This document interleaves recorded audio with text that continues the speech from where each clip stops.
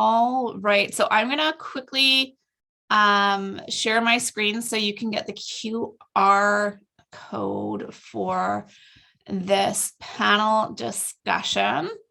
Oh no, so yeah, so this is the word that we are looking for, and it is ask anything, because we really want you to take the opportunity to ask anything during this Q&R session.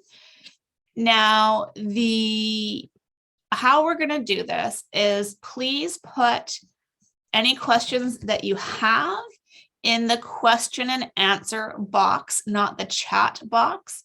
I'm not able to monitor both as we're doing this. As some housekeeping, remember that everything is being recorded and it will be made available to you after probably after the weekend is what I am thinking. It's going to take a little bit of time to go through all these videos, edit or cut them up, and get the recordings available. Season 2 of the Right to Read Initiative podcast will start being released in August because it takes a little bit to do the audio portion. And I do want to thank everyone who has taken the time to join us for this conference.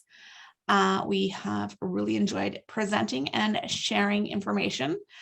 We also want to know if you are or would be interested in any specific professional development topics moving forward through the various avenues that the group of us have access to sharing. Please add that to the chat box and not the question and answer box. We will allow questions where you can come in with your audio as an attendee and either direct it specifically to one presenter or to the group of us. So let's begin with Christina Pentello, who has her hand up. I am allowing you to talk. So if you'd like to present your question, we'd love to hear what you have to say. Christina, you need to turn your microphone on for us to be able to hear what you're saying. If she actually has a question, if that was not intentional. So we will move on. I think the first question that I want to look at is for any advice, and this is something that I want everyone to address, so we'll go across the gallery. Is there any advice for teacher buy-in who are resistant to the science of reading and explicit teaching and convinced that students are not ready for phonics instruction in kindergarten? This has been a sensitive topic for years. So, Corina, do you want to give your 2 cents on that? Well, one of my cents is that I just heard Lisa Hermant go on a little monologue about this when we were talking last night, so I'd love to hear what she has to say. But yeah, I think it's interesting. My approach with all of that is always asking more questions. And when we talk about, I talk a lot about dialogic processes, and that has to do with engagement, not only with students, but when we're working with our colleagues, asking more questions. So what do you think is in progress? When I ask my colleagues what they feel is important, what they feel they are wanting to achieve, it's really interesting that they often end up saying things that are very much aligned with science of reading. So then it helps me to make those connections, but then I'm engaging. That's part of my job, is engaging in those conversations in a different way. But I've always done that with peers on staff, right? So it's like, why would you do that? Blah, blah, blah, blah, blah, blah. And when inside my body, I'm feeling it like, oh my, how would you not? I know that's a good cue to ask, well, what do you feel? What is the should that you feel exists out in the world? and finding that thread. And I find that's the way to get the opening, and we can come out. Then I know what research to tap into. Then I know what resource to bring to the table. But finding where is the bias, like, because we're all as teachers coming from a place of passion and love. And it's so, our moral imperative is intertwined with our professionalism and our identity, like so complex, that I really think that's where we need to engage, to open mind and find out what is it that's important to them and where is the bias, like what is the piece, and then you'll know what to bring to the table. Yes, I think that's great. Darlene, what's your input? My first advice would be to go watch Lisa Hermant in action, but that's beside the point. I would say for myself, when I've worked with our kindergarten teachers, we've come so far in really embracing and supporting, building a student's love for learning and their sense of wonder and play. So we don't want to lose that. We don't want to get into the pendulum swing, but I would really, what I've done in conversations with kindergarten teachers is talk about, you sort of like what Corina said, identifying what their concerns are, but look for the entry place and something that feels safe and positive to them to try, and then allow that success to build on itself has really proven to be very powerful. The second thing that has really helped in the schools that I've worked in is actually sitting down collectively as a school team and talked about goals for different grade levels. And if we know that our grade 1 teachers are most hoping that the students come in equipped with these 3 skills or these 5, then it gives a way for our kindergarten, a place for our kindergarten teachers to feel that they can do that and be successful and look at that continuum of learning. And I know that's come up in a few of our conversation, the need for the scope and sequence for a lot of us kind of creates that little bristling in the back of our neck, because we don't want to get back to the 3,000 things that we teach in a year and trying to check off lists, but rather releasing ourselves from that and understanding that when we have a scope and sequence that is accessible and attainable and students can be successful with, then we can really bring that in. The other part is allowing our kindergarten teachers, and I'm sorry, I know I'm rambling, to see how children can learn in a play-based environment and still be working on building phonological awareness and phonics skills. It's not an or, but it's looking at how to do it as an and. Definitely. Kathryn? Unmute yourself, please. Yes. Oh, I don't know. I mean, I struggle with this myself, right? I struggle with people who are really resistant to it, some of colleagues and friends. Yeah, I totally echo what the others say, is just looking for an opportunity, something to grab on, or if you finding something that they're good at, that's in common, that you can, it's just a place to find an entry place. It doesn't help to try and ram any ideas down anybody's throat, right? And especially since we all feel so very passionate about teaching and our own approaches to doing things. And yeah, it's an ongoing conversation, and it's not something that it's going to happen overnight. It's going to take people time to get there, and I think you have to be patient and give them that time, and then just be available with information when they're ready for it. Of course. Erin and Kate?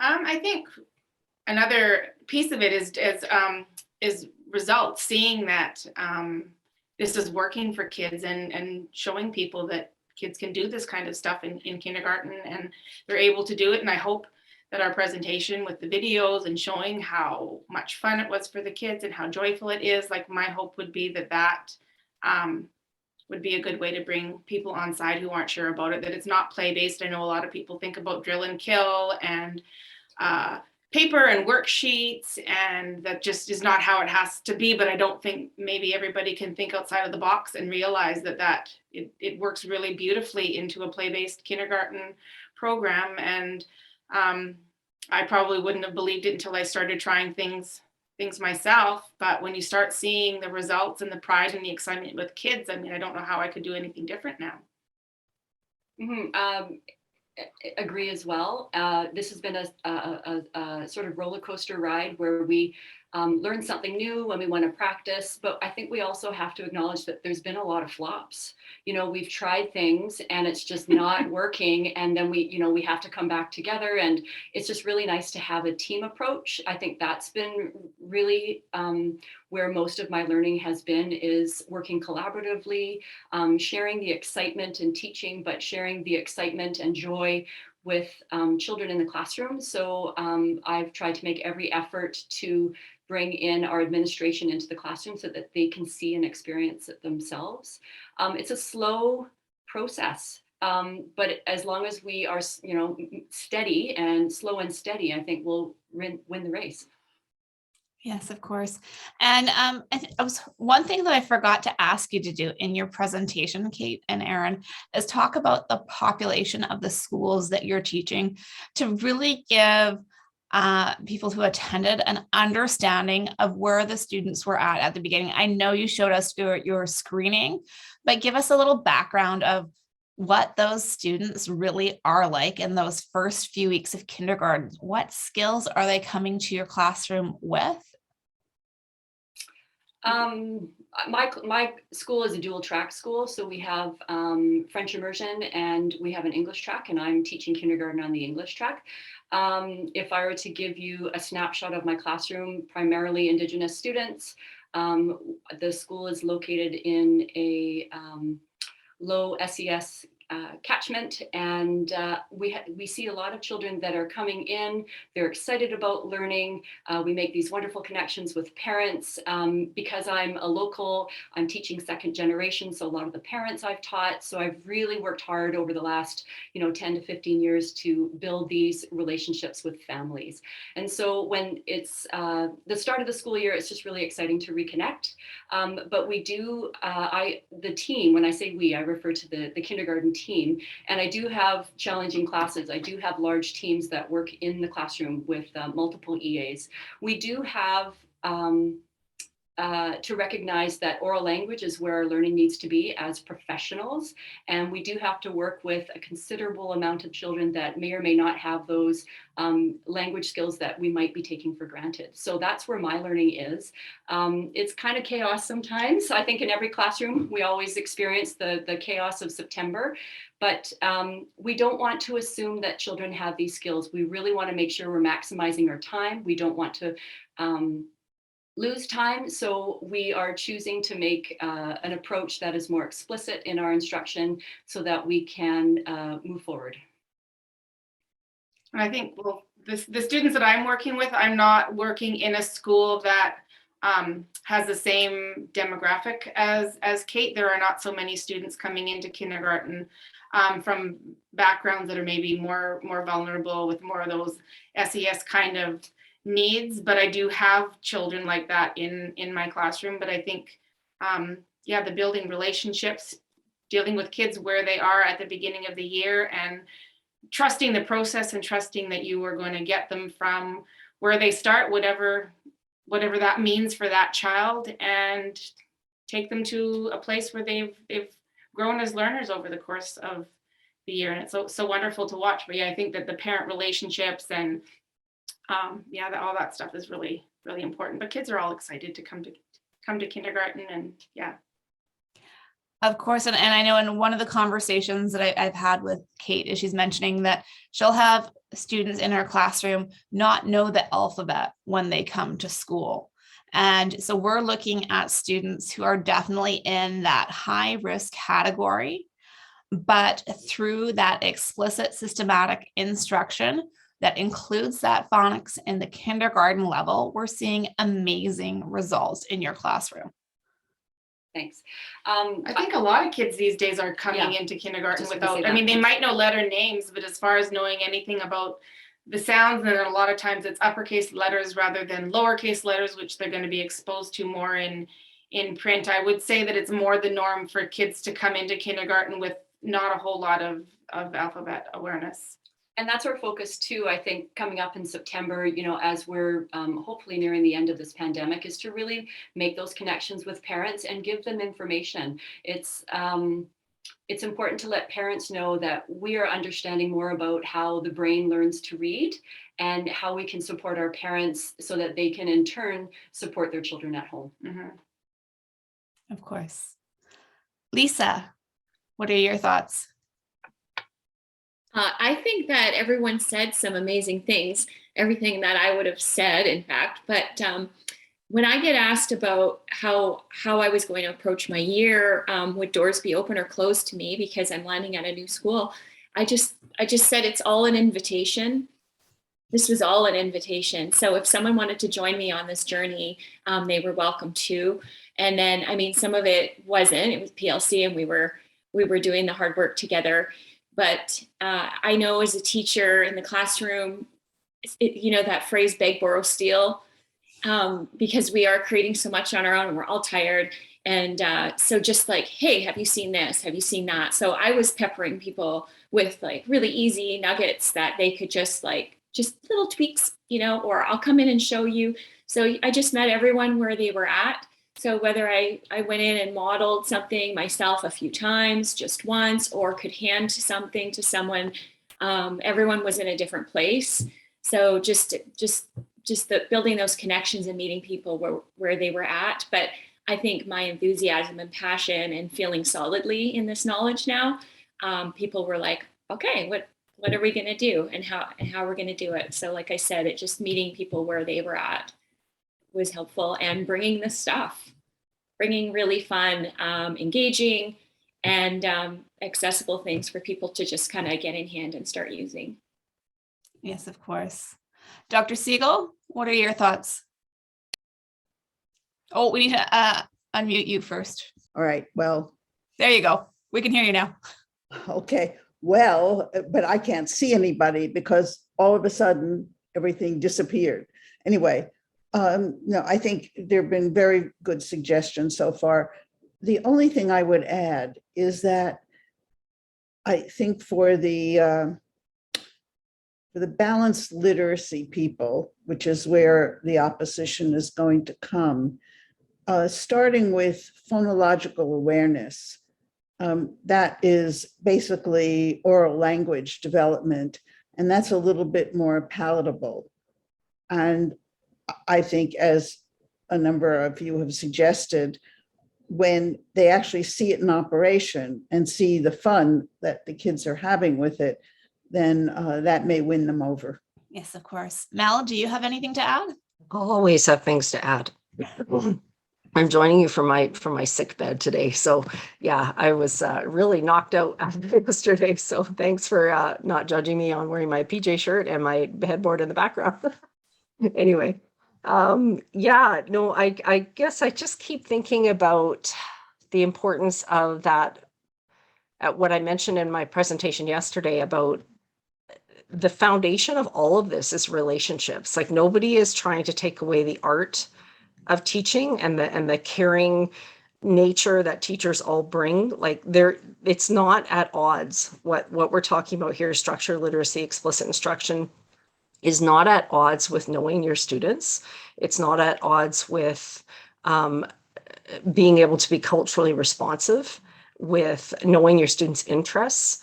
When teachers have the scientific knowledge about reading and about learning in general and how learning happens, when you combine that with the deep knowledge of your students, that is where the magic happens, right? That's really what the art and the science is all about.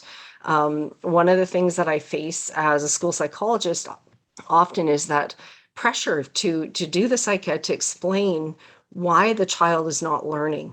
Right. So what is going on? It's and I get it. Like, there's a real need to understand when a student is struggling with learning and you feel like you've been trying everything as a teacher, as a school team, and that student is just keep hitting wall after wall after wall, to have to accept that there are still some things that you could change and do in your teaching, regardless of whether or not the student actually has challenges and true deficits in their verbal ability, for example, or their working memory, or their processing speed, or whatever it is. It doesn't matter what the cognitive profile is. We can always move students forward. a psychoeducational assessment isn't an explanation for why a student can't learn. It's a foundation for how to move forward. And so I think we have to get away from this idea that when students aren't learning, it's because it's a deficit, right? There's something going on in the child. Sometimes it is, but regardless, there are always things that we can do to move students forward. And when you have that common understanding in the field of education of what is going on in the brains of our children, what are those common factors? What goes on in the brain when we learn, and when we learn to read, and when we master math facts and all of those things? What are the practices that allow those things to happen most easily for the majority of students? That's when you're able to differentiate and really personalize and make things meaningful for your students. So we have to let go of this idea that what we're all advocating here for is at odds with allowing students to be themselves, because it really isn't. I don't think there's anybody here on this panel that would say that. If you're doing whole class instruction, it's not because you're trying to control all of your students and make sure that everybody's exactly the same. You're trying to provide what they need. And the multiple representations, the choral repeating, that's what, your students that can do those tasks are going to do them successfully and model to their peers. And the ones that are struggling with it are going to keep hearing it and having those same exposure, or having those repeated exposures, and allow them to develop their skills. So I just want to, we have to bridge the scientific information with the art of teaching and our ability to connect and really care and build those relationships with our students, because they're not at odds with each other at all. Of course. Now, my 2 cents would have to be that, over the last few months, I've spent a lot of time speaking with educators from around the world who are in this learning journey, and also ones that have made the transition with their schools and their districts. There are a couple points that come up again and again. And the first is teacher knowledge. Now, as we've seen in various reports on teacher education training programs, a lot of them have not historically been teaching things like the simple view of reading, Scarborough's reading rope, and covering the meta-analyses on best practices for teaching reading. It's wonderful that we're starting to see those changes in the faculties of education that are preparing our pre-service teachers, but that doesn't account for the teachers that are currently in service. So we need to make sure that there is the quality professional development available to teachers, and we don't want to be slamming stuff like the science of reading down their throat. What we want to do is start with the basics, talking about the simple view of reading and Scarborough's reading rope, really having an understanding of those concepts and how they play into an effective English language arts program for our students. Now, when we look at the district level and the ministry level, the school level, they need to be providing these resources and the professional development available to teachers at an accessible way, and not something that's going to cost these teachers excessive amounts of time or a huge financial investment. This is something that should be included in part of their professional development, because it's going to take about 30 or 40 years for all of our teachers to have this foundation from their pre-service training. And we can't wait that amount of time for our students. Now, where I'm starting to see the changes in schools is when there's that one teacher that's making a difference. And then, that year that they do that progress monitoring, they do the responsive teaching, they are then asked by the teacher next year who gets students from their class and other classes, and they notice a difference between the teacher that had more of that scientifically informed teaching in their classroom versus one who had more of a balanced literacy approach. And they're noticing the difference between the students. And that's something that you can't hide. And it brings that curiosity to look at, well, what's happening differently in that classroom? That's how we're creating this grassroots movement. And then it's just getting that 1 or 2 more teachers every year within the school. Ideally, we could speed up this process by having that focus within our schools and making that school-wide goal. When you see schools doing this for about 3 to 5 years, we do see that transition making the huge difference among things. Now, the next question has to do with, has anyone linked these practices to the early learning framework? There's often a sense of either or, as Darlene said, between honoring early childhood exploration and explicit phonics teaching. I'd like Erin and Kate to address this first, because I know it's something that they feel passionately about. Okay. It's sort of cut off, but anyway. The early learning framework is a document that has been recently revised, and it's been put out by the BC Ministry of Education for children 0 to 8 years. So it's actually extended its reach. It was initially in its first draft 0 to 5, and now it's extended to 0 to 8. I think if you were to spend time in our classrooms, you'd see a lot of those ideas and concepts are absolutely within our learning space and in our environment. We provide a very playful and play-based approach, and we continue to allow lots of unstructured play, whether it's inside or outside. Darlene, do you have any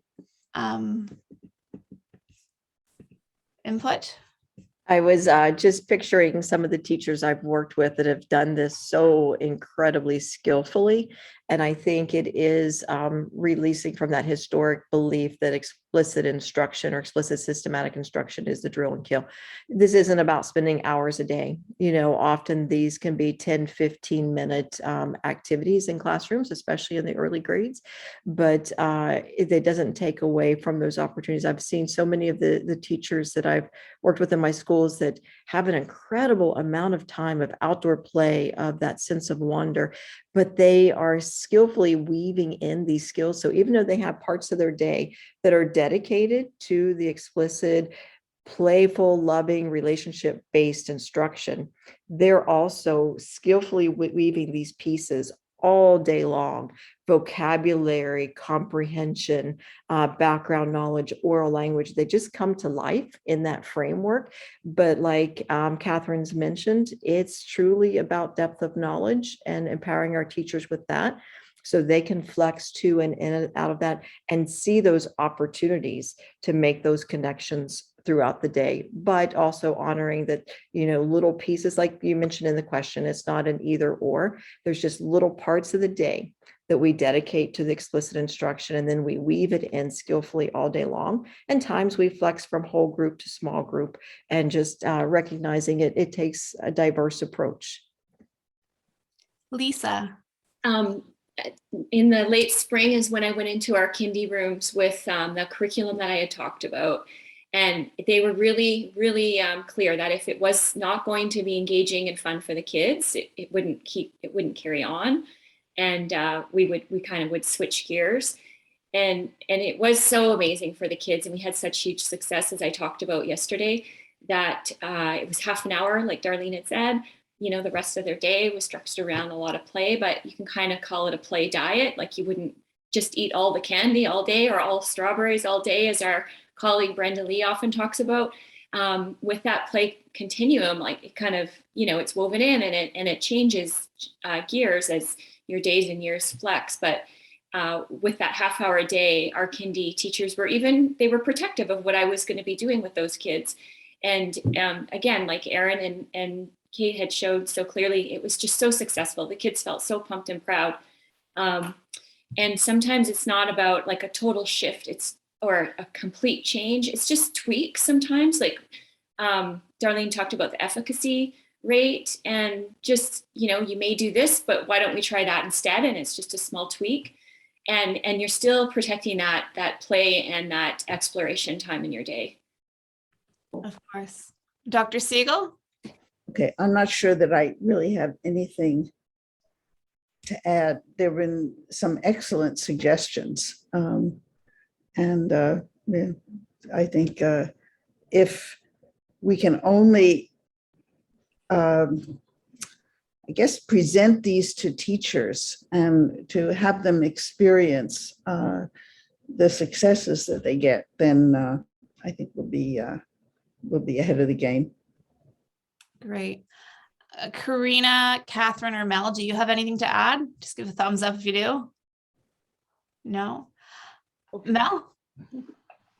Yeah, I just want to go back to the idea of cognitive load, and I think our frameworks that we have, and a lot of our, our curriculum and things that happen in the ministry are done through a particular lens, and there's a lot of good things in them. But we still have a lot of silos in education, right? We have these fragments of services. We have speech and language pathologists that come in that are very knowledgeable. We have psychologists that come in that are knowledgeable. When we're developing these frameworks, a lot of us that are sort of on the periphery of education, we're very much immersed in education, but we often don't have a seat at those tables. And our lens isn't, you have to understand what's typical in order to understand what's atypical. So concepts like cognitive load, which I mentioned, when we are looking at frameworks for learning and frameworks for developing students and that holistic model of development, having the lens of specialists from the beginning, I think it can be really helpful. So I guess I would just encourage people to keep that in mind when you're looking at all of these frameworks. Look at the student truly holistically, and that includes their health and their brain and the way that they learn, right? So be thinking about those things and all of the things that you've heard in the last 2 days, because they aren't at odds, as I've mentioned already. So I just want to add that. Yeah. And Kathryn, I think another piece is remembering like the whole of the rope. And that's a big thing as far as, and it might seem daunting and you look at all these strands and go, it's overwhelming. But then when we look at it, the word recognition, looking in early primary pieces fit in that very structured literacy time that Darlene was speaking about, which then of course can be reinforced and woven around. But the other pieces we need to tend to, but when we think about the learners who are in front of us and building that verbal reasoning and literacy knowledge and the concepts of proof, we still do all that. And we're doing it at carpet time. And we're doing it at, those whole group times. So that balance of movement, explicit, sustained brain work, and then more of a movement, and that balance, like designing that way. But I did a project a few years ago, because I've always done Socratic discussion in my classes and did it even in primary.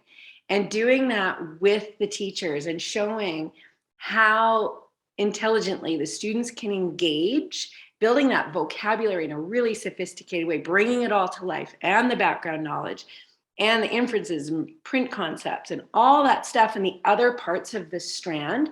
That's fun and it's interesting, and it builds student voice and agency, so that engagement really increases because they feel like intelligent beings.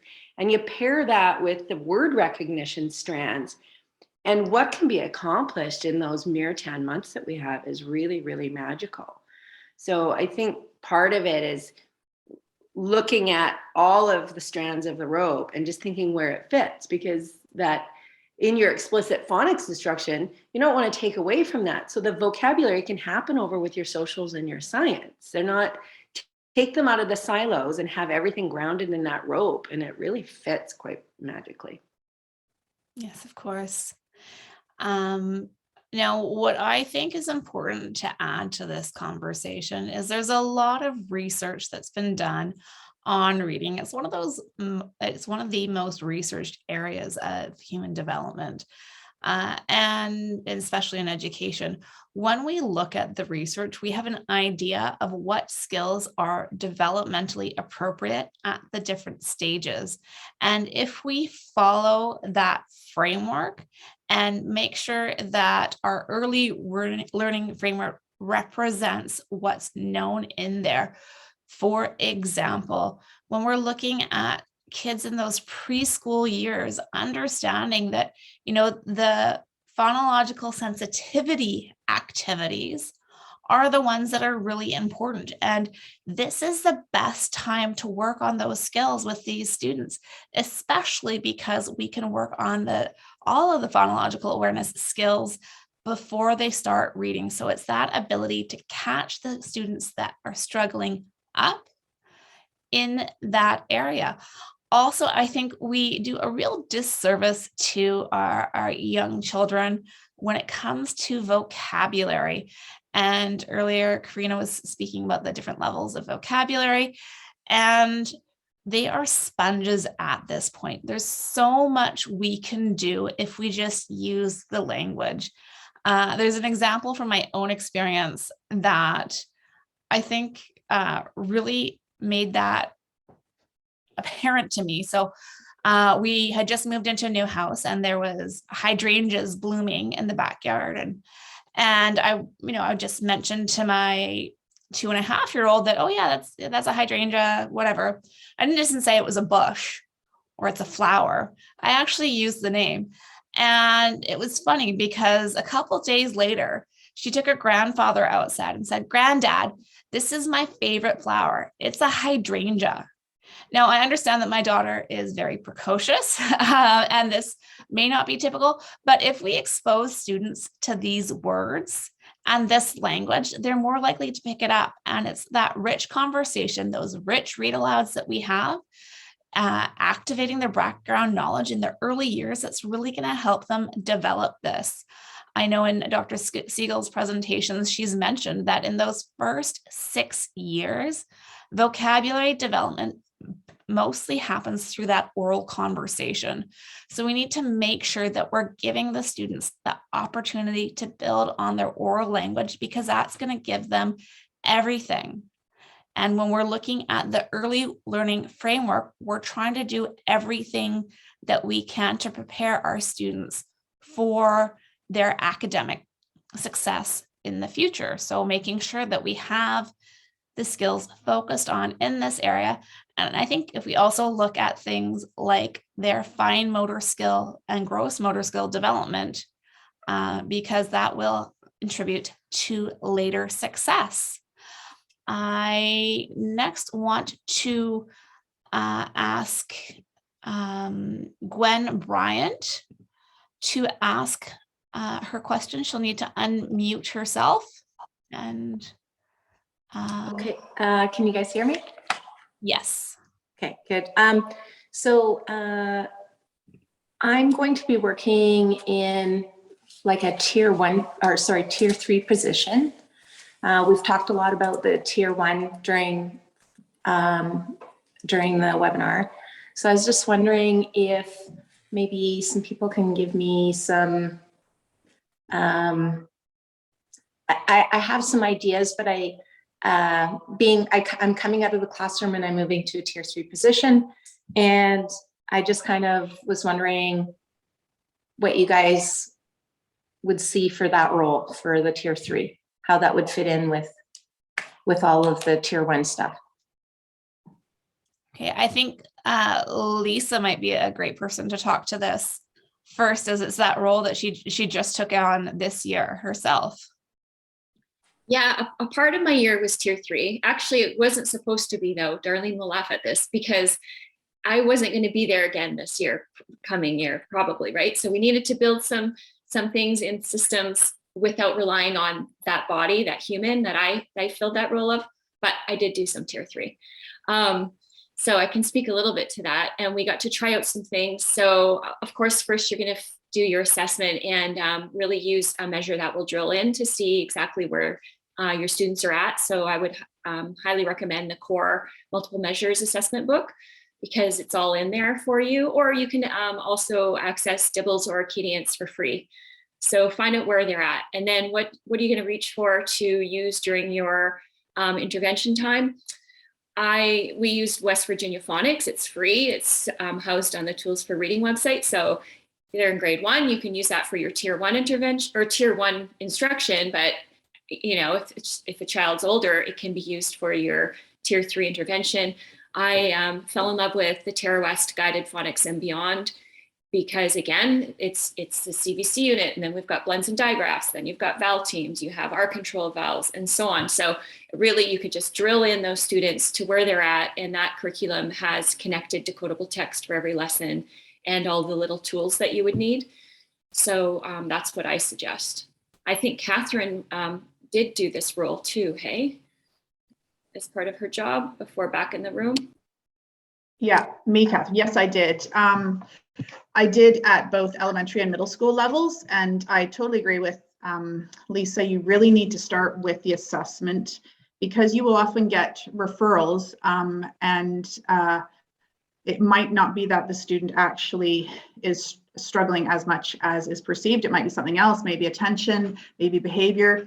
So you have to determine, first of all, it's kind of like triage, who the students are that need it. And then I would say group those students according to need, not by classroom. So don't necessarily say, I'm going to take all the kids from your classroom at this time and all the kids from your classroom. I used to take kids from maybe 3 classrooms all at the same time, but I would group them according to need. So that might be, I might even have some grade 1 kids in with grade 3 kids, but they're all in the same group because they're at that, I'm looking at the need rather than grade. And I would definitely say resist ever taking more than about 3 to 5 students, 5 the very maximum. And the younger, the smaller the group. Grade 1, my groups are 3 maximum, because you just can't attend to them enough at that tier 3 level if you have more than 3 students in grade 1. When they get a little bit older, like grade 4, you can probably have 5 kids, but more than that, you're just not being effective as you really need to be for that tier 3 intervention. And then minimum 3 times a week. It has to be a minimum 3 times a week you see them. If you see them less than 3, if you schedule less than 3 times a week, what will happen is it will end up being twice a week, because there's going to be an assembly, because somebody is sick, because they are on a field trip. So, and especially the early years again, so grade 1, I would see the kids every single day. That way, it meant that I saw them at least 4 times a week, right? And really consistently. I think that's about it. Anyways, can't think of anything else for now. Yeah, I'm really fortunate. I'll only be providing service for K to 3.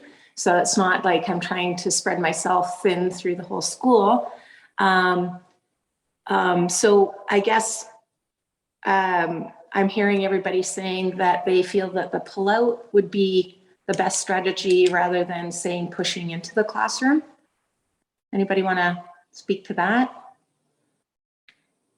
I would say tier 3 is pull out. Tier 2 is you're pushing. That's how I envision it. And especially for those kids who are really struggling, trying to do that in a classroom environment. I know that a lot of people really advocate for that, but those kids, if they're already really struggling and then they're in the classroom and something else is going on somewhere else, then they're distracted, or you are distracting other people by having that little small group instruction. I find a really quiet place where they can really focus for a solid half hour will be so great. Will really, really get your bang for your buck for sure. Thank you. Thank you. Sorry, I thought I muted myself. I was going to jump in there as well, and here I'm hacking in the background. Sorry about that. COVID, I just hate it. Anyway, I just wanted to jump in there too and just say, from a school psychology perspective, this is a perfect example of where you have to know your student, you have to know your environment, your school, the context, all of it. Push in and inclusion, meaningful inclusion, of course, that's a wonderful thing. But when we are dealing with students, who are struggling to learn, you have to look at what is going on for that individual child. When we have kids that are affected by trauma or ADHD or any of those things, if they are highly dysregulated and they aren't getting it in the classroom setting, doing it in the classroom setting in a smaller group is still not probably going to be very effective for them. It doesn't mean that they will always need pullout, though. That's the thing. We have to let go of this, that once you're receiving tier 3, you're always tier 3. Once you're special ed, you're always special ed. Kids can weave in and out of different services and different needs depending on what's going on for them. And so you really have to know your student, your context. And I love that idea of not, just because you're a student from this class, like your time is going to focus on the skill that needs development and group your students accordingly that way. We really have to let go of this idea of grade levels. I've mentioned that in the chat a few times.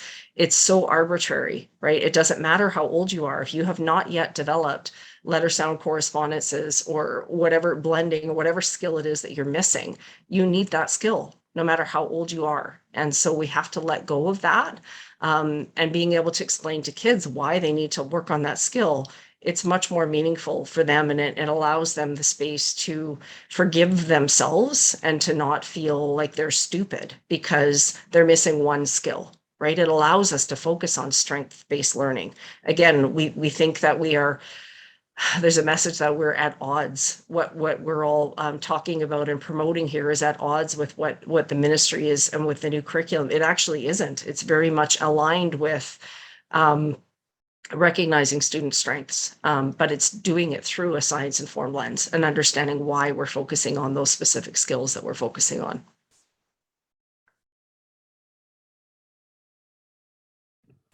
Definitely. And I think it's important to highlight, doing that push in the classroom where you're actually going in and providing support to the student or group of students within the classroom is great in some circumstances, but there are also times where it's definitely important to have that pull out when we look at it through a trauma lens, because of that student having that one-on-one support within the classroom.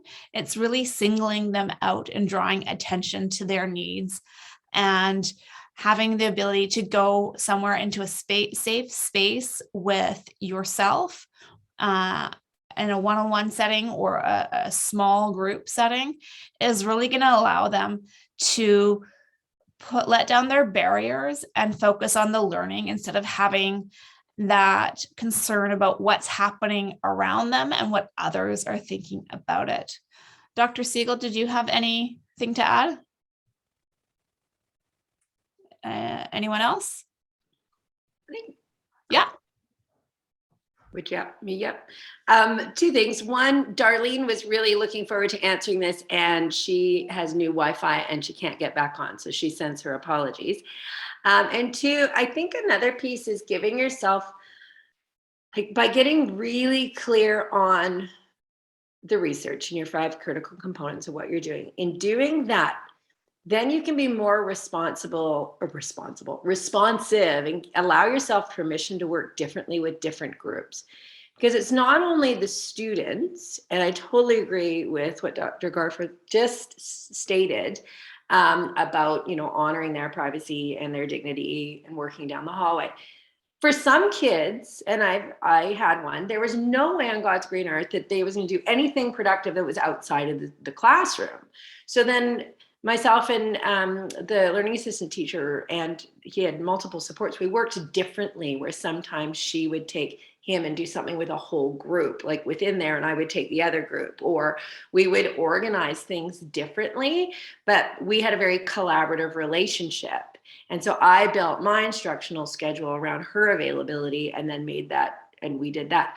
There were some other people who were, don't talk to me, not interested, get rid of the kid for 20 minutes. And so then the learning assistance teacher had to work differently with different individuals.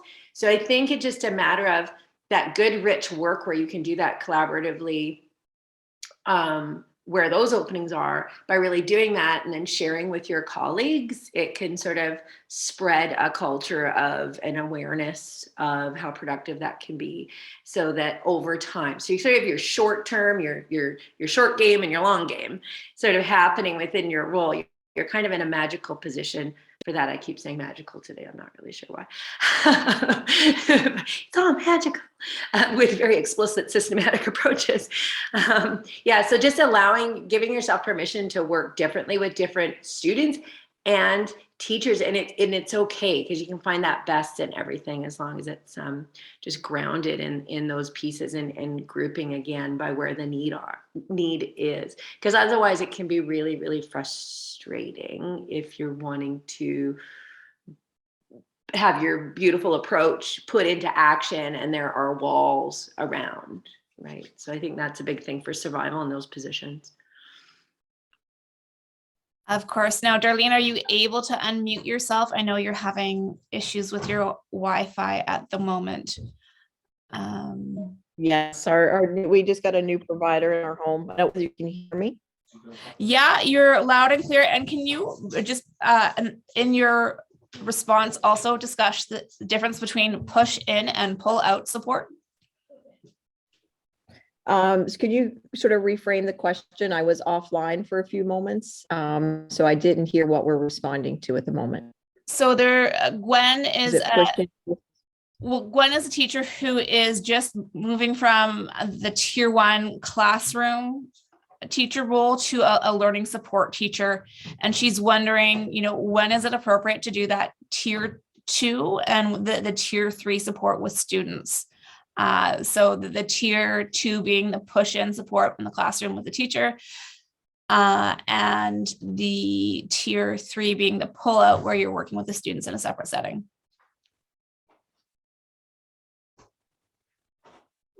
I think that I mentioned yesterday about the complexities about every school being so different and the culture is different. It also, then the classrooms become very different. I'll give you an example of how we responded in a unique way last year in the school I was at. We had a grade 2-3 classroom that obviously had a higher level of need for reading growth than the other classrooms in our building. And the teacher was, when we got that data, she was overwhelmed and feeling overwhelmed.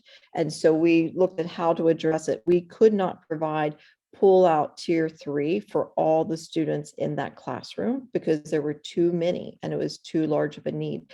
So what we did is we shifted it, and the tier 3 almost became a whole class intervention because it's what that class needed. Just so you guys know, you're all completely frozen on my screen, so I have zero idea if anyone hears me or if I'm speaking to myself.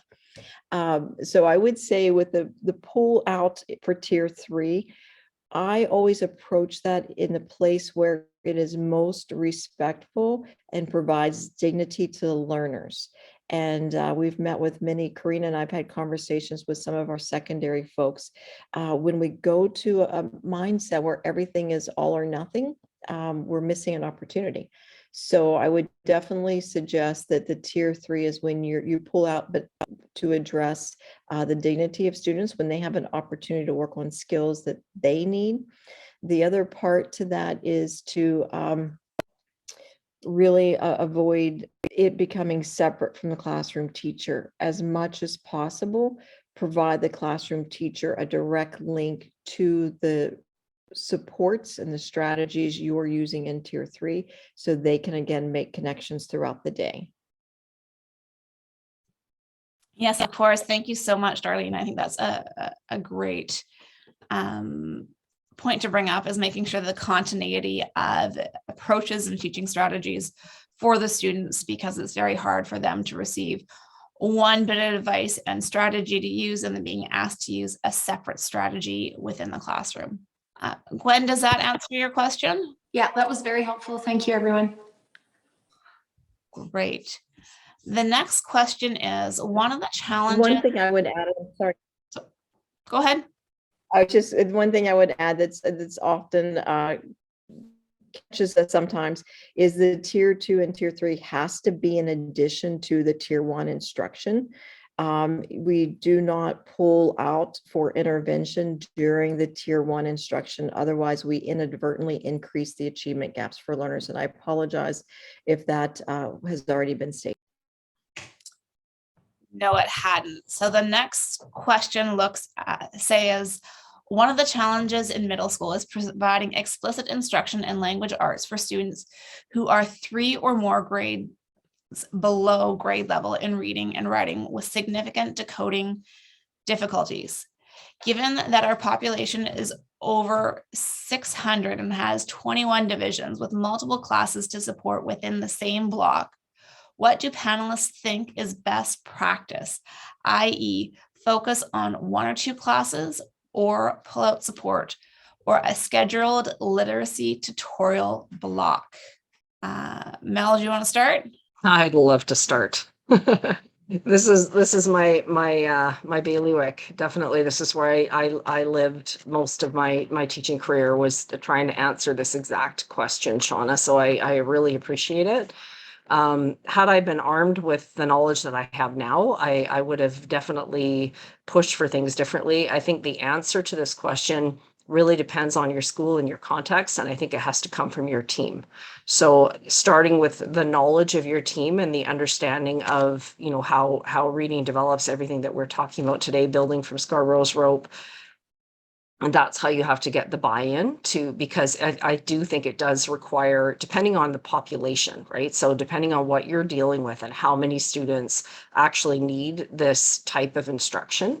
And what I've seen, definitely what I've seen in the Quesnel School District, in Williams Lake, in School District 82, Coast Mountains, Haida Gwaii, like pick a district. Everywhere I've been at the secondary level, you could definitely run an intervention. And I've been in schools. When I was in Chilliwack, we had one school where we did have a pullout model where we had a section of grade 8s, and it was considered an intervention. So it wasn't tracking or streaming in the sense that these students were going into this intervention and then they were going to stay there, and it was going to shape where they were and how they went through the rest of their academic career at the secondary level. And I see that a lot. I see essentials of courses, right? Essentials of mathematics, essentials of English, language arts, that type of thing, where it's supposed to be focusing on the essentials, but the students are not actually developing the skills that they need to be able to get into those higher level courses to graduate with a dogwood even, right?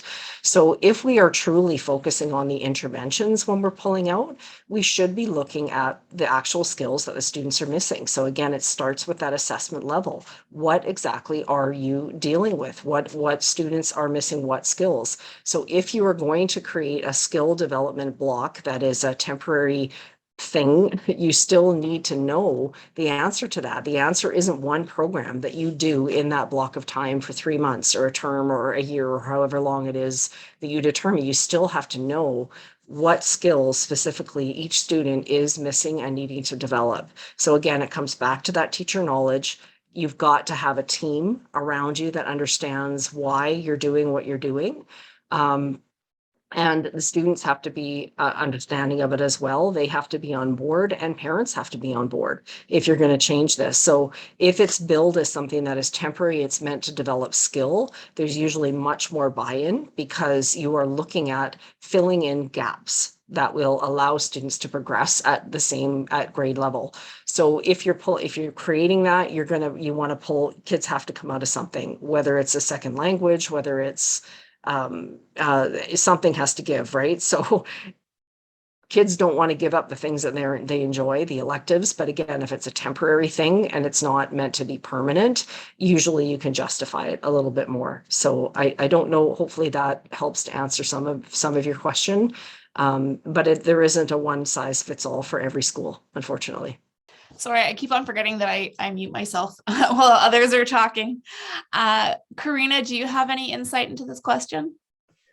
Yeah. So on one hand, especially the senior grades, there's still going to be an element of course completion and workaround strategies. I mean, it's going to be happening. So that time that we have with students needs to be so intentional and targeted. So again, a good, strong process for assessment, reading the psych eds, It's interesting. Some people do, some people don't, but there's very concrete, specific, amazing information in there that's there for us to use, and maybe consulting the author of that report or someone who's more proficient to support you in guiding. And then, yeah, there's not going to be one size fits all. So again, being really clear with those critical components in your tier 1-2 classroom, and there can be some strategic grouping and things that happen. But those pieces I was working with today with quad tech strategies, like there are scaffolding strategies that fit well. The comprehension strategies, vocabulary development, and the prosody aspect of fluency, that can be done tier 1, tier 2. So working collaboratively with the teachers that are willing to put that work in. The teachers see it, they know. And I find people are really open and willing, as long as it fits in their discipline area, they are willing to make contributions. And then being really clear that that pull-out time isn't focused on those. There's no time for that. So they're focused on finding those students who do need phonemic awareness, phonics, and the oral reading fluency that includes the rate and accuracy. So then being really clear, time spent, when is it pull out? So it's that definitely we're going to a learning support block, one-on-one or very small group, anything to do with phonemic awareness, phonics, and oral reading fluency. And then the other pieces, working with scaffolding strategies within that tier 1-2 teaching realm. So I think it's just that real clarity and divide and conquer, and having all those things happening at the same time, and also finding pockets of opportunity where time that we already have with students or time that we're already working collaboratively can be repurposed in a more powerful way. Is there something that we can do differently with this time that we have? Because we have more agency and control over the time we have with our students than we sometimes perceive. So it's kind of like really getting clear of what is within our locus of control and what are the givens that we have to form to, and see what we can manipulate. So we've had whole teams of grade 10 teachers, grade 8 on a different campus, looking at how can they use their time differently to build in targeted literacy and targeted skills time. And that was just responding to need, which helped. We got that going through a conversation, both of teacher concerns and observation, and then back that up with some data. And did some quick things like a maze and things that are not labor intensive to get it going. People care and they'll want to. Yeah. Wonderful. Dr. Siegel, what are your thoughts? Oh, unmute first. You're still muted. There you go. Okay. I think part of this issue is really using assessment creatively. And I'm not speaking of psychoeducational assessment, I'm talking about targeted reading assessments, and really, as somebody mentioned, doing that on an individual basis. I don't know if you can hear that in the background. I live right near a fire station, so but really using the assessment of the individuals creatively. And there's just one thing that I wanted to say. It really came down to an issue that was mentioned earlier. I think it really doesn't matter for the purposes of reading instruction if a child has an attention deficit or some other issues that we can get sidetracked and say, okay, they have an attention deficit. That's really what's the problem with their reading. In my experience, that's not the case. And what we really need to do is to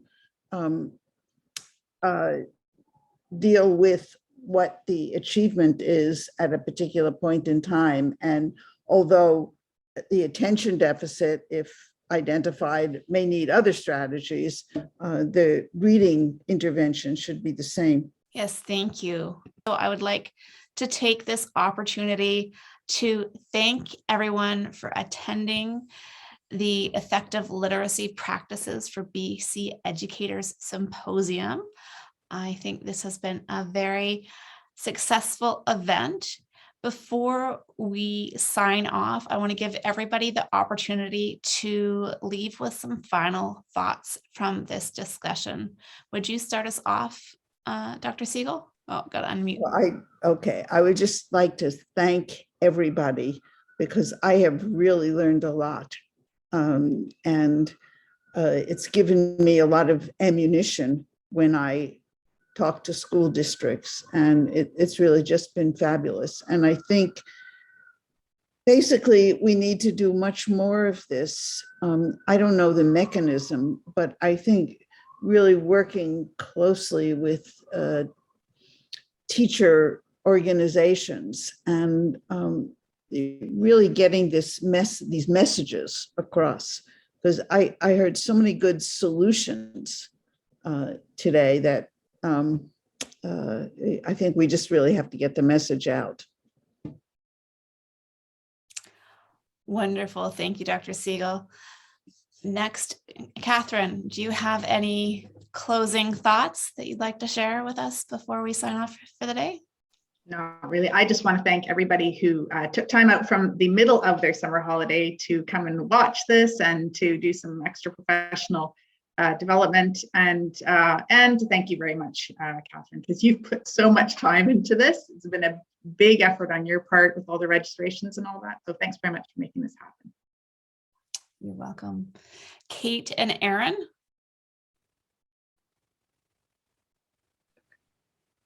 I just want to thank all of the presenters. I learned lots from all of this, and I'm just so honored to be a part of this group of educators we're sharing with each other, we're learning from each other, we're really wanting to build this grassroots movement because we know how important all of this is. So thank you to the presenters, and I really want to thank everybody who's joined in and taken time out of their summer to be a part of this as well. Nice looking at the numbers of participants and seeing that there's people interested in what you have to say. So thank you to everybody who's been watching live and or who may be watching the recordings later on. Me as well. Thank you very much, Toyot's at Newsom. Thank you, Dr. Garforth, for creating this opportunity for us to come together. I think it's really important that we have these opportunities in education and our careers to collaborate, to create these safe places to have these conversations, which can be sensitive, which can be difficult. And I know a lot of my learning comes from these wonderful conversations that we have in the hallways, at our staff meetings. You know, we always catch a little bit, we catch these snippets that I think can be really important and super valuable. So again, thank you for joining us and for spending time on your summer vacation. Wonderful. Corina, any final thoughts? Mirror the same. Thank you. I appreciate, thank you for including me, and also just people coming together. It's exciting. I think a big thing is there are a lot of people who are learning at different points in their journey, but everyone seems to be big on sharing. People aren't being like squirrels with nuts, squirreling away. This one's mine. Everybody's sharing. So I think if there is anything that I would put as a wish out to everybody, and with the message, I was noticing a little bit of thread of people feeling like they're excited, but information overload and maybe feeling overwhelmed. Reach out to somebody within the community, someone who you relate to, you know, you sort of like how that person speaks. And even if it's just one piece to take on and allow yourself to let go of something that's maybe not serving you and grab one thing that will, and sort of reach out to some of those people, and people will give you their time. And the only other thing would be a lot of school districts, whether it's through your Pro-D and also BCTF and sometimes through the districts themselves, you can apply for sort of learning rounds and peer mentoring groups and collaboration grants. Like, don't forget about those things because they usually come up right in September. So to pounce, because to get some release time to go watch somebody else, like that's, I think, the best Pro-D when you're trying to work through something. I want to see it in action, right? And even if that person totally fumbles it that day. There's still something that you can walk through to see it in action. So if you're going to look for any opportunity and you're feeling overwhelmed with words and research, look for opportunities of collaboration in action. Yeah. Wonderful. Mel, your final thoughts? Final thoughts and a final question. I see one more popped up, and I think I can speak to that because it's a question about processing issues, students who may read better in their heads than out loud. So what you're seeing there is usually that, so we talk about encoding and decoding, right? So when students are getting that solidification of letter sound correspondence and orthographic mapping is developing, often it can happen more quickly when they're reading silently, right? So they can do it when they're decoding. But when they go to read out loud and they're saying words out loud, it slows them down, right? So you need to be, if students are disfluent when they're reading out loud, it's really a reflection that they have not actually solidified and mastered those aspects of decoding. So we often see that. My own daughter in particular hates to read out loud. It's a flag, right? When students don't like to read out loud, often they have a stronger verbal ability, for example, and they are using context cues to figure things out. They've been taught to do that. So my own daughter will do that. She'll read something and she doesn't even realize that that's what she's doing. She hates to read out loud, but it's because when she reads silently, she can reread over and over again and she can figure out what the words are from context. But when she goes to read out loud, she can't mask the fact that she doesn't know how to sound out multisyllable words, right? And it's because she has not actually mapped those letter sound correspondences and she can't access them fluently. So fluency practice, all of those things that we've talked about today are things that would help her and help students like that. So hopefully that answers your question. I often hear from teachers that, I think there's a processing issue. But as Dr. Siegel mentioned, what the answer is actually going back to that specific skill. It isn't necessarily that the student has a processing issue or has attention challenges or has any of those things. If we just focus on the skill development, a lot of those issues actually resolve. So hopefully that answers that. I think Dr. Siegel would like to speak to that as well. I'm just going to wrap up by saying that just know that this learning is ongoing. There are so many avenues to learn this.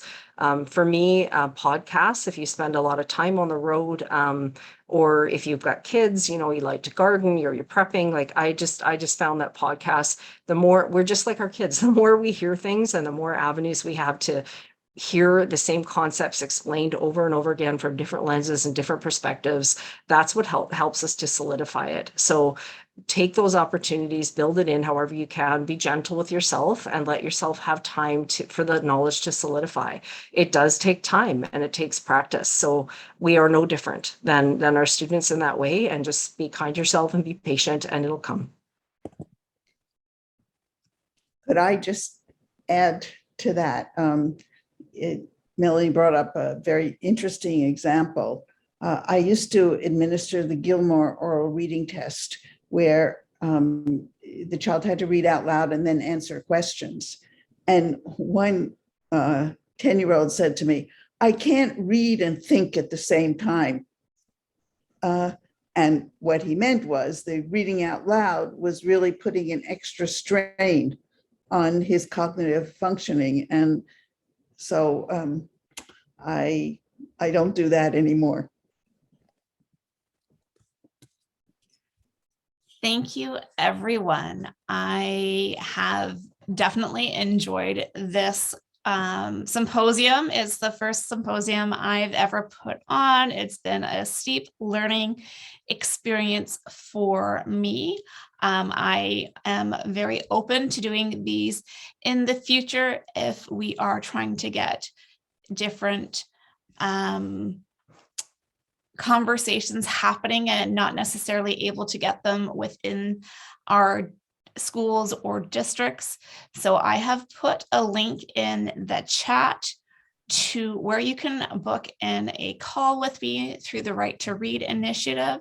If you lose it, it's fine. If you just go to the righttoreadinitiative.com, you'll be able to access that link. And I'd be happy to speak with you, whether you are looking for a particular style of professional development, or if you would like to be featured on the Right to Read Initiative podcast, talking about your learning, your growth, and your favorite tools. Thank you so much for everyone who has joined us today. And I'm going to mark this one as a success. Take care and enjoy your summer.